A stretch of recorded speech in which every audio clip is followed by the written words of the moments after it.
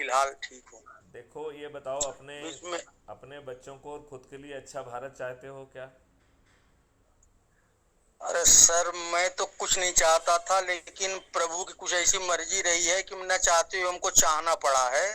और मैं प्रयास भी शुरू से ऐसा कर रहा था, लेकिन अब देख तो रहे हैं, आप तो ग्रुप में जुड़े हुए हैं, कितना रिस्पॉन्स मिलता है इन सबका। हम तो खुद ही टूट के नष्ट हो गए। नहीं, तो नहीं, अब नहीं, नष्ट मैं नष्ट क्या कर पाऊंगा नष्ट उसमें। नहीं होना है। आप पहला काम तो ये करिए कि जो आपने मुझे बहुत सारे ग्रुप में जोड़ा है, आप उसमें जी। मुझे सभी ग्रुपों में एडमिन बना दीजिए। तो उससे फ़ायदा ये अब होगा कि जो हमारी फीड है जी। वो लोगों तक पहुंचेगी। पहला। हाँ, ये मैं सर, आपको ऐड करने का मतलब ये था कि आप तमाम तरह के लोगों से बात करके और ग्रुप में डालेंगे तो लोग मोटिवेट होंगे। ये नहीं, तो मैं भी उसमें जान रहा उसमें था, बहुत और इसी सारों में वजह क्या से किया है, क्योंकि एक मिनट, एक मिनट, बहुत सारों में आपने क्या किया है कि मुझे जी। जो है एडमिन अकेला डाल पा रहा है तो मैं उन तक पहुंच ही नहीं पा रहा हूँ। तो मैं ये हाँ, चाहता नहीं हूँ। नहीं, एक ग्रुप तो सर मिनट, एक सर मिनट, एक मिनट, जो जी। मैं कह रहा हूँ उसको ध्यान से सुनो। आपने जितने भी ग्रुप बनाए हैं उन सब में मुझे ग्रुप एडमिन भी बना दीजिए, ठीक है? जी। तो जी सर। इससे फ़ायदा ये निकलेगा कि हमारी फीड वहाँ पहुँचेगी, नंबर वन। अब हम आगे दूसरी बात आपसे ये कह रहे हैं कि आप अपने घर से शुरू करो। ये बताओ, यदि आप अच्छा भारत चाहते हो तो क्या जी। आप जो है क्राइम फ्री भारत से जो लिंक के माध्यम से या अदरवाइज अपने परिवार जी। के लोगों को सबसे पहले जोड़ो, राइट? फिर अपने जी रिश्तेदारों सर। को, फिर अपने मित्रों को, फिर अपने पड़ोसियों को यदि आप जोड़ेंगे तो ये देश जी बदल जाएगा। मैं गारंटी ले रहा हूँ, ये देश बदल जाएगा, ठीक है ना? सर। इस सर, निवेदन निवेदन मैं करना चाहिए इसी संबंध में, थोड़ा सा निवेदन मेरा सुनिएगा। हाँ, जरूर। मैं जब जब मैं कार्यक्रम की अपने शुरुआत की, मेरी एक मजबूरी रही। जी, मैं कोई एक कार्यक्रम वाला आदमी नहीं था, मैं तो एक सिपाही आदमी हूँ, ड्यूटी जा रहा था। जी। लॉकडाउन की बदौलत रुकने की वजह से मैंने घर बैठे कुछ न करो तो कुछ करो, इससे मैंने शुरुआत की। 50 लोग मेरे पास जो हमारे रिलेटिव नजदीक वाले थे, सिर्फ फोन नंबर में जो थे, वहीं से मैंने अपने कार्यक्रम की शुरुआत की। बहुत सुंदर। और ये सिलसिला बढ़ते बढ़ते चला गया सर। 2500 लोग पूरे भारत देश में मैं कवर किया हूँ लोगों को, बड़े बड़े अधिकारी चाहे जो भी रहे हों। हमने जिनका नंबर पाया आकाश में उड़ते हुए, सबको ग्रुप में जबरदस्ती ऐड किया हूँ, गाली खा करके लोगों की। लोग नहीं चाहते हैं अच्छा बनना, लेकिन फिर भी हमको ये था कि तुम क्या कर लोगे मेरा, मैं जोड़ूंगा। बात पहुंचाओ, नहीं पढ़ते हो तो पहुंचाओ, मैं लिख रहा हूँ। नहीं, इतना ही। और देखो, देखो, देखो, देखो, अपन इसको यदि इस ढंग से लें, थोड़ा सा सिस्टमेटिक जाएं। लोगों के पास जी सर। समस्याएं बहुत हैं। आपकी समस्या सुनने के लिए किसी के पास समय नहीं है। लेकिन क्राइम फ्री हाँ सर। भारत क्या कह रहा है कि हम तुमको सब समाधान देंगे और आपको धेले भर की तकलीफ नहीं होगी। आपके पैसे 5 पैसे भी खर्च नहीं होंगे।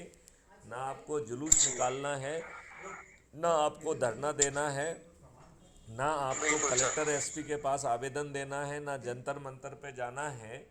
केवल अपने आप को जी। जोड़ लीजिए।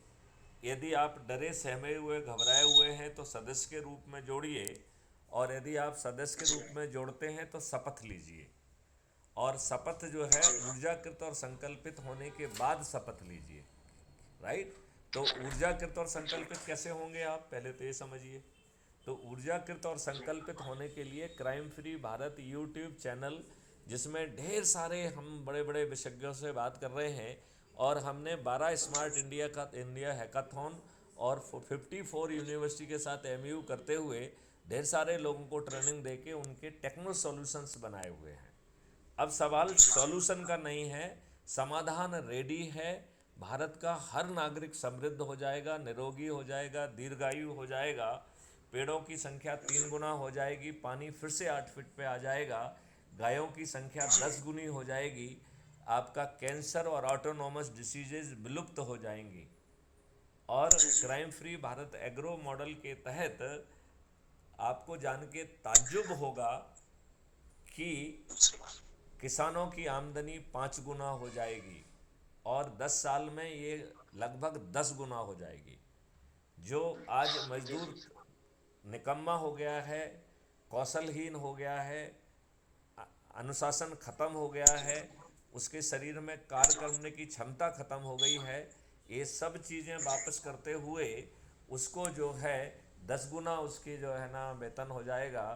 और भारत का सबसे गरीब परिवार जिसमें कि आज हुनर भी नहीं है, शिक्षा भी नहीं है, उसे हुनर शिक्षा सब कुछ दी जाएगी और कुछ भी चीज़ फ्री में नहीं दी जाएगी। और 2029 तक ऐसे परिवार जो आज 2 जून का खाना खाने की स्थिति में नहीं है, उनकी आमदनी 1 लाख रुपए प्रतिमाह हो जाएगी और क्रय शक्ति 2 लाख रुपए प्रतिमाह। आपको केवल जो है, यदि डरे सहमे हैं तो सदस्यों की शपथ ले लीजिए, और यदि निडर और निर्भीक हैं तो चंद्रगुप्त की शपथ लीजिए। तो आपको 90 लोगों को जोड़ना है, लेकिन ऊर्जाकृत संकल्पित करके जोड़ना है। जिन 90 लोगों को जोड़ रहे हैं उनसे भी यही प्रार्थना करना है कि वो भी 90 लोगों को जोड़ें और ये चैन ना टूटे। तो 17 नवंबर को आप ये महापरिवर्तन को ज़मीन पे उतार देंगे मध्य प्रदेश में, और आगे चल के जो है 2024 में देश में ये देश बदल जाएगा। इस देश में जो है हमारे राजनेताओं ने दुष्टतापूर्वक हमारे ऊपर गुलामों के नियम कानून थोप के रखे हैं, अब उनके बदलने का समय आ गया है। ये बात आप समझ रहे हैं कि नहीं? जी बिल्कुल बिल्कुल सर, मैं तो आपको 2 साल पहले से ही समझ गया था कि सर हैं जो कुछ कर सकते हैं इसमें, क्योंकि मेरी बात को समझ पाए थे आप। बाकी ग्रुप में तो बहुत लोग जुड़े हैं, मैं तो एंट्री भी नहीं दिया था उसमें, लोगों को लिखने पढ़ने तक की, गुड मॉर्निंग तक बंद है हमारे ग्रुप में जी। और मैं जो लिख रहा हूँ बस वही तक मैं फॉरवर्ड करता था। इस बात को लेकर के आप पुलिस डिपार्टमेंट के ऐसे अधिकारी हैं जिन्होंने उस चीज को थोड़ा समझा था, तब मुझे भरोसा हो गया कि नहीं कम से कम कोई तो समझ रहा जी। मैं क्या लिख रहा हूँ, किस लेवल की चीज लिखा हूँ। ये सर, ये जो पाखंडी लोग पियल्ला पहन के घूमते, इनके बस का थोड़ी है किसी का। मैं तुलसीदास जी 7वां कांड तक लिख के छोड़ दिए हैं, 8वां कांड लवकुश कांड उन्होंने नहीं लिखा इन दुष्टों की वजह से। और उस 8वें कांड को भी मैंने अपने स्व विवेक सेल्फ आत्मचिंतन से लिखा हूँ। ये 8वां कांड काहे के लिए बना और क्या है, जबकि मैं कोई वाल्मीकि नहीं पढ़ा। साजिश क्या है? काहे की साजिश सर? उसके पीछे साजिश है नहीं सर, अब देखिए क्या होता है कि मैं तो पहले लिखा था कि only 1% people know the truth. केवल 1% लोग सत्य को जानते हैं, 99% लोग भेड़ चाल में चलते हैं। और बुराई जहाँ होगी वहीं एकता होगी। अकेला व्यक्ति जो सत्य होता है वो अकेला होता है जी। सत्य के साथ बहुत कम लोग होते हैं जी। और सत्य होता तो बड़ा अच्छा है, लेकिन लगता बड़ा कड़वा है जी। और न्यायाधीश है या जुडिशरी अपनी जो चलती है, अपनी कार्यपालिका चलती है, ये सत्य के दम पर चलती है। विधायिका सत्य के दम पर नहीं है, विधायिका अवसरवाद पर चलती है जी। इनको जैसे फायदा मिलेगा वैसे ही अपना ट्रेंड चला देंगे, लेकिन कार्यपालिका आईएएस है ना, यूपीएससी है। एक काम करिए, आप जो है क्या लिंक के माध्यम से जुड़ गए हैं, एक बार आप जो है मुझे उसमें एडमिन बना दीजिए, मैं ग्रुप में सभी को डाल दूंगा, और आप जो है ऐप के माध्यम से जुड़िए, और जो है फिर बाद में अपन और विस्तार से बातें करेंगे। सबसे पहले अपने परिवार और उससे जुड़े 90 लोगों को जोड़ने की कोशिश करिए। सर मेरी समस्या सिर्फ ये है कि अब मैं जब इतना ऊंचे लेवल का, मैं चारों युगों के राक्षसों को ढूंढ के रख दिया पटल पर सबके सामने, और विद प्रमाण में प्रमाणित कर दूं कौन राक्षस किस युग का है जी। तो अब इस लेवल तक की अगर डिस्कवरी मैं कर सकता हूं, तो मैं जिस माहौल में रह रहा हूं, जिस परिवार के साथ, जिस पत्नी के साथ मैं रह रहा हूं, वही मुझको समझने को नहीं तैयार है। समस्या इस बात की भी तो है। चिंता मत करो, उसे मत समझने दो, उसे समाधान देके जो चीज आप देना चाहते हैं वो उसको मिल जाएगी। सर निवेदन हमारा निवेदन सर सुनना है आपको। हम तो आपका एक वीडियो और एक वक्तव्य से ही आपको सब समझ गए थे, पूरा की पूरा सिस्टम हमको सब मालूम है, आप क्या कर रहे हैं, कितना दूर तक करेंगे, कितना क्राइम फ्री भारत के लिए समर्पित है, ये तो सब पहले मैंने देख लिया था जी। मेरा निवेदन सुनने वाला कोई मेरा डिपार्टमेंट का भी कोई अधिकारी नहीं मिला। वो ये तो पूछे थे कि हमको 4 साल से ऐसे उलझा के रखा है बिना मतलब का, पेमेंट पूरी नहीं दे रहे हैं, ना हम इधर के रह गए ना उधर के। हम नौकरी भी छोड़ने के चक्कर में आ गया था कि नौकरी छोड़ के दूसरी लाइन पकड़ता हूँ, तो ना नौकरी छोड़ पाया और ना नौकरी की पूरी पेमेंट दे रहे हैं। अपराध मेरा क्या है बताने कोई तैयार नहीं है। ऐसे कंडीशन में ये तो हमारा घर न हो गया, हमारा परिवहन विभाग नहीं, हमारा घर है, लेकिन लेकिन वो घर से ही हमको सपोर्ट नहीं मिल रहा नहीं, है, इसका तो हम अब मतलब इसका इसका दूसरे से क्या उम्मीद एक करेंगे। मिनट, इसका मतलब ये निकलता है ना कि आप गुलाम हैं, शासकीय सेवक सभी गुलाम हैं, उन्हें जो है कई कारणों से गुलाम बनाया गया है। अब समय आ गया है कि जी शासकीय सेवा से गुलामी दूर हो जाना चाहिए। हाँ। एसीआर आपकी बॉस नहीं लिखेगा, आपके काम के दौरान ही उसे एक्सट्रैक्ट कर लिया जाएगा, उसी के आधार पर आपकी अब पोस्टिंग सर हो। वो जस्ट ए मिनट, बात सुन लो, अपने देखिए अपने काम की बातें सुन लो बेटे। जी सर। आपके काम के आधार पर ही आपकी पोस्टिंग होगी। तो जो आज नेताओं ने और कुछ अधिकारियों ने स्थानांतरण उद्योग खोल के रखा हुआ है, वो स्थानांतरण उद्योग बदल जाएगा। तो शासकीय सेवकों की सैलरी दुगनी हो जाएगी, काम का बोझ आधा हो जाएगा, परफॉर्मेंस इंडेक्स के आधार पर जो है उसकी एसीआर खुद लिखी जाएगी, और उसी के आधार पर पदोन्नति और पोस्टिंग मिलेंगी।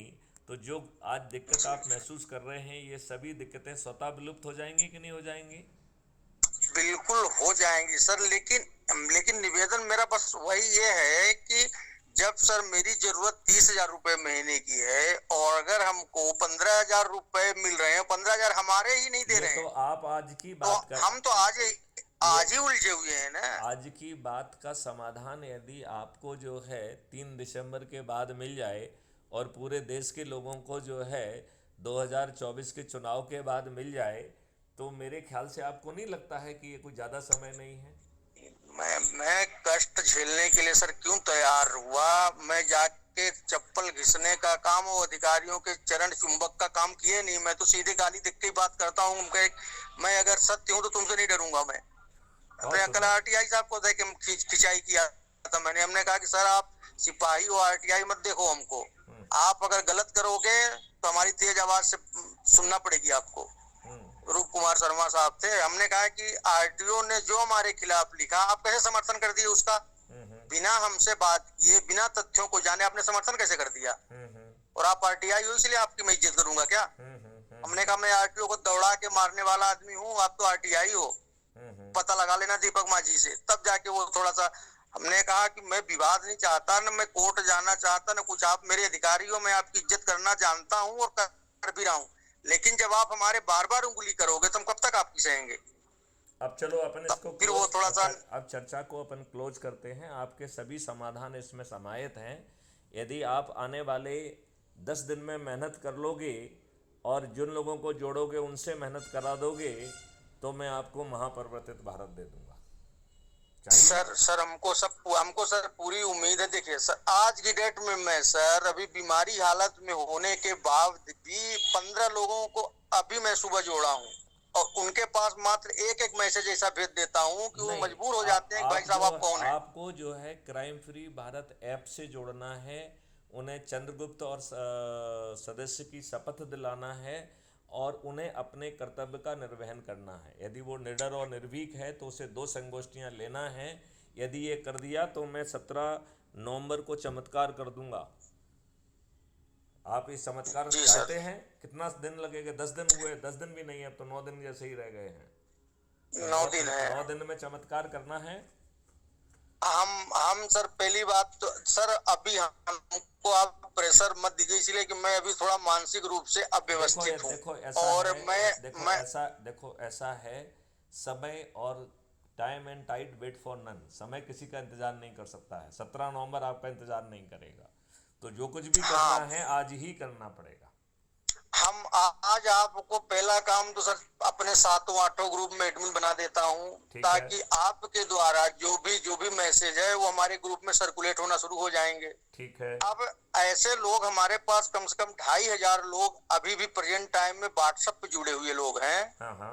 इन 2,500 लोगों तक अगर आपका एक वीडियो या अगर मेरा कोई एक लेख जाता है, मेरा तो खैर 4 साल से लोग पढ़ ही रहे हैं, पूरे में रोज ही वही काम है, तो पढ़ ही रहे हैं, इसीलिए जुड़े हुए नहीं, सब छोड़ देते। पहले भागते थे लेकिन धीरे धीरे पढ़ना शुरू कर दिए। मैं आपको उसमें ऐड करने से ये रहेगा कि आपके द्वारा जो उद्बोधन है, लोगों से सामाजिक लेवल पर जो बातचीत है, वो अगर आपका आ जाएगा तो लोग आपको भी लगभग हमारे ग्रुप में सभी जानने लगे हैं कि मैथिली शरण गुप्त कौन है।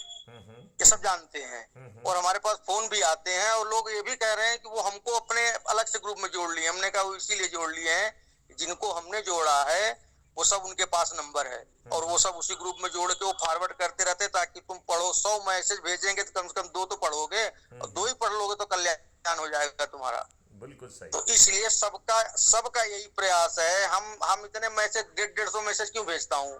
हमने कहा तुम परेशान हो जाओ, गाली दोगे, तंग आके अगर एक मैसेज उठा के पढ़ लोगे तो तुम्हें समझ में आ जाएगा कि मैं क्या लिख रहा हूँ। और बस मैं यही चाहता हूँ कि समझ में आ जाए कि मैं लिख के आ रहा हूँ, किस लेवल की चीज लिख रहा हूँ। अगर मैं ये बता रहा हूँ दावे के साथ कि रावण को द्वापर युग में जलाया नहीं गया था बल्कि दफनाया गया था, इस बात को लेकर मैं सिद्ध करना चाहता हूं। हमसे कोई बहस कर ले, मैं बता दूंगा कि रावण को जलाया नहीं गया था, लेकिन कलयुग में हम रावण को के पुतला को ओरिजिनल रावण जला रहा है। जो ओरिजिनल रावण है राज्य का, वो डुप्लीकेट, हाँ, जो खुद रावण है वो डुप्लीकेट रावण को जला के और संसार को भ्रमित कर रहा। जबकि रावण को जलाया ही नहीं गया था। राम ने जब रावण को मारा था, रावण मीन्स क्या है सर, निगेटिव एनर्जी, और राम है पॉजिटिव एनर्जी। निगेटिव एनर्जी का मतलब ये है जो समाज में अराजकता फैलाए, वो है रावण।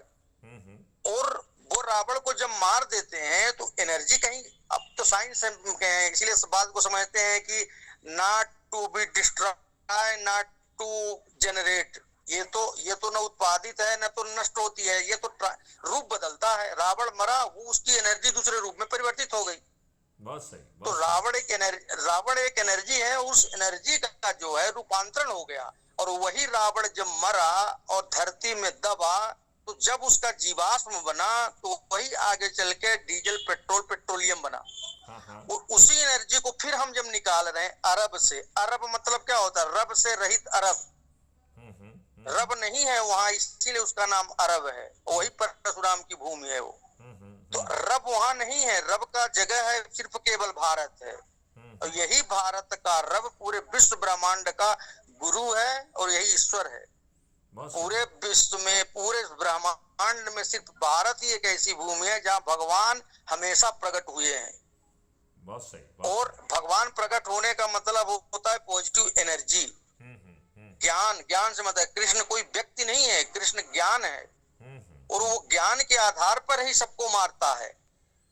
कब किसको कहाँ मारना है ज्ञान से होता है। ये पहलवानी थोड़ी, इतने पृथ्वीराज चौहान इतने बड़े पहलवान थे, 60 किलो का भाला लेके चलते, एक मोहम्मद गोरी कैसे मार दिया उसको।